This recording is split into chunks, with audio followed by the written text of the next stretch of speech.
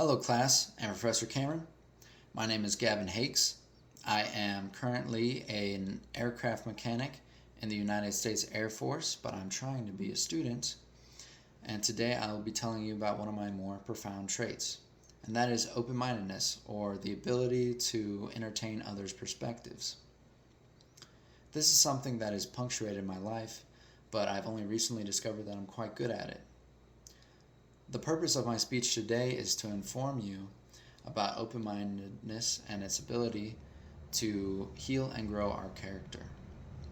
To do this, I will first tell you about my childhood and how it grew me into being a more open-minded person, and how this skill affects the workplace. To start off, I had an unbiased childhood, and what I mean by this is when we were in public with my parents never really pointed out people or behaviors to me and told me whether they were good or bad. As a consequence of this, I had to figure out for myself what was good and bad, and what I learned was that it was pretty much a big gray area. You need quite a lot of evidence to decide whether something is good or bad, and we simply don't have that evidence most of the time. Secondly, I developed my open-mindedness by playing devil's advocate and joking around. And what I mean by devil's advocate, that is when you are talking to somebody and you take the opposite perspective of the person that you're talking to, even if you don't believe in that perspective. And you do this because you believe that there are multiple sides to a story, which I do. And joking, similar to playing devil's advocate, is a skill that requires that you play in the gray area between being offensive and being funny. And to do this properly, it requires a pretty deep understanding of the people that you're making a joke to and the subject that you're joking about.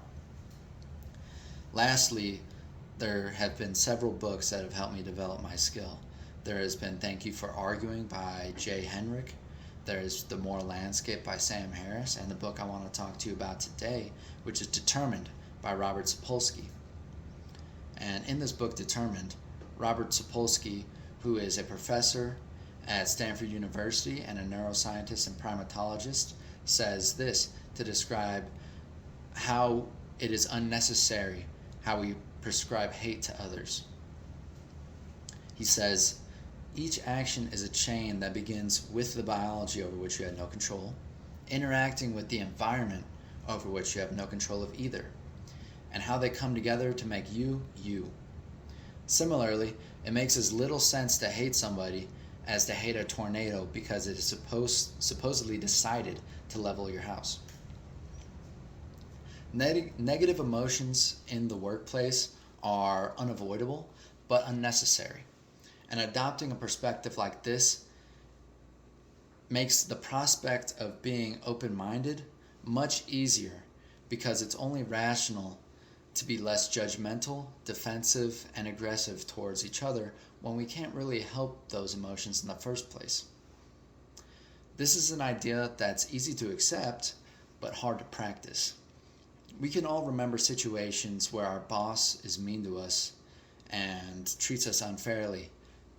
Now, this might give us a bad mood, and this is a bad mood that we can pass on to our coworkers, or we can go home and pass on to our family and friends, and these people can similarly pass on this mood to their people in their network, and soon, before you know it, multiple people in your network are affected by one decision that your boss made to you.